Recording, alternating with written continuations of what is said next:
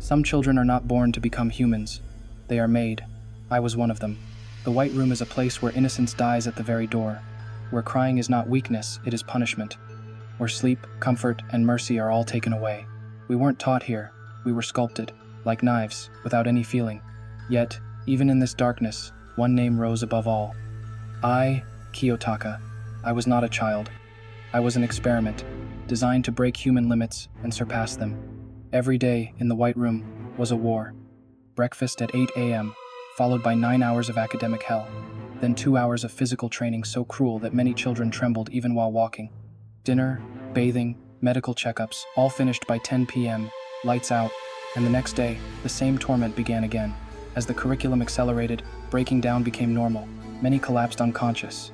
Some had seizures. Others sat in corners gasping for air for hours. By 6 years old, music, virtual reality, tea ceremonies, calligraphy, and similar subjects were added. In virtual simulations, we had to spot mistakes in the blink of an eye or face punishment. It was during this time that the crowd of children began to vanish. By age 3, 13 children had already broken. By age 5, 23 more had left. By age 8, only one name remained in the entire batch mine. I endured every academic, physical, and mental test, not just surviving, but shattering the limits that even the instructors thought impossible. I had advanced so far in combat that by 9 years old, I defeated 6 professional fighters at once. Academically, I had surpassed the level of graduation. Languages, psychology, politics, science, music, I dominated them all. Even the instructors had nothing left to teach me. The White Room's cruelty broke thousands of children, but it created one truth. I, ayanokoji, was not human in the ordinary sense. I was a manufactured miracle. If this story shakes you, understand this: you have only opened the door. The true depth of the White Room, its real darkness, is still ahead. A room whose name starts with light, yet contains only darkness. How was the White Room created, and why? This project began roughly 20 years before the events of Classroom of the Elite. It was created by my father, Atsuomi Ayanokoji. His goal was clear: to design a system that didn't create geniuses, but prepared them. Every batch had different experiments. Each generation tried new methods to find the perfect system capable of producing consistently extraordinary results. Children began formal training at 3 years old, not learning to read and write gradually, but expected to master it quickly. Within months, we were pushed from language into advanced mathematics, physical and life sciences, economics, political science, and other complex subjects. As we grew, physical training and martial arts were added. There was one rule: fail, and you were expelled permanently. 96% failure was normal. Only perfect scores were allowed. Instructors were selected from the world's best specialists. If a teacher couldn't produce results, they were immediately replaced. For the White Room, only the absolute best was sufficient. Liberal arts and physical mastery formed a dangerous combination. The White Room didn't just educate, it destroyed and rebuilt mind and body together. Children were taught multiple languages, advanced mathematics, sciences, politics, economics, and constantly developed physically through karate, judo, boxing, aikido, and other martial arts. While children in the outside world received toys, we were handed swords. Now, the hardest question: could anyone survive the White Room? Imagine, training starts at age 3, mastering 5 writing systems by 4. This was not a child's future. This was the present of a White Room child.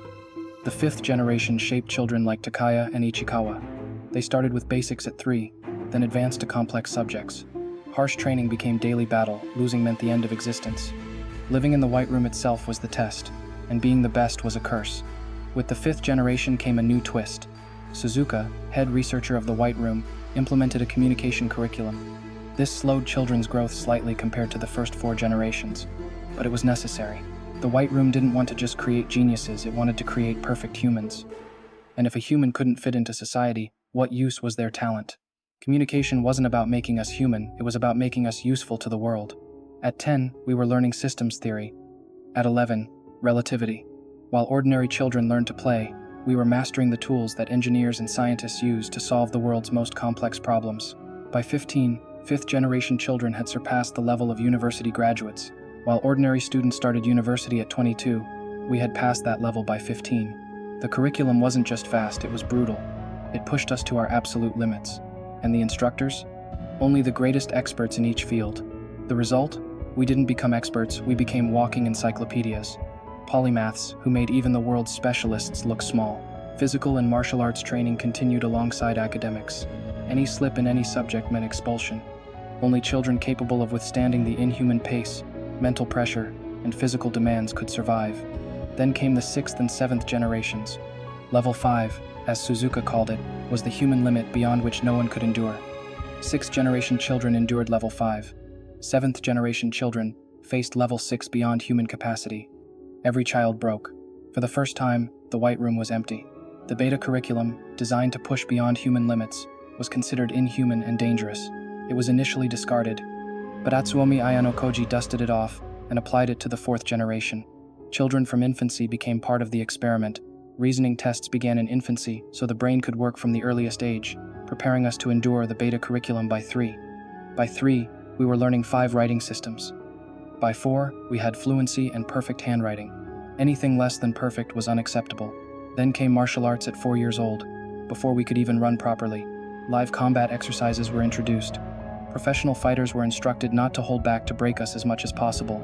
Fights were 1-on-1, 1-on-3, 1-on-5. By age 5, we were studying university-level academics, the level ordinary students reach at 18 to 22. Mathematics included AMGMs, inequality additive versus synchronized averages, mathematical proofs, and the irrational number E. These were topics usually taught in real analysis courses at universities. In the White Room, they were basic. The liberal arts curriculum was as vast as it was relentless. History, philosophy, literature, psychology, biology, sociology, natural sciences, and beyond. I developed such deep understanding that even real-world polymaths seemed ordinary. Only perfection mattered. Every day, in every subject, perfection was the minimum requirement. Any child who fell behind was expelled.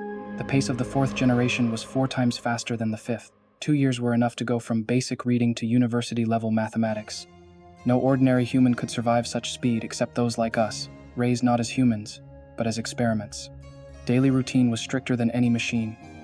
Wake at 7, health checks, physical training. Miss a quota, and you were expelled, a form of death sentence. Breakfast at 8, 9 hours of academic study, 2 hours of physical training, dinner, baths, medical checks, lights out at 10. The next day, harder. Every year, children decreased.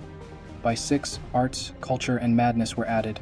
Piano, violin, traditional Japanese arts, tea ceremonies, calligraphy, VR simulations, a test of perception and memory. Mistakes meant punishment or expulsion. By 9, I had defeated all instructors in martial arts. I was beyond their teaching. I surpassed every system. Only one child survived the 4th generation. That was me. 3 traits allowed survival. Inhuman learning ability, fall behind even a moment, and you were expelled. Extraordinary tolerance for stress, mental, emotional, physical. Monstrous physical ability, hours of combat from age 4, surviving fights that would kill ordinary humans. The White Room didn't create children.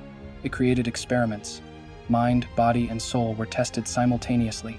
Thousands broke, went insane, or were traumatized. Only one remained. Only I remained. I was not just a product of the White Room. I was its masterpiece. A human who survived where no human should have.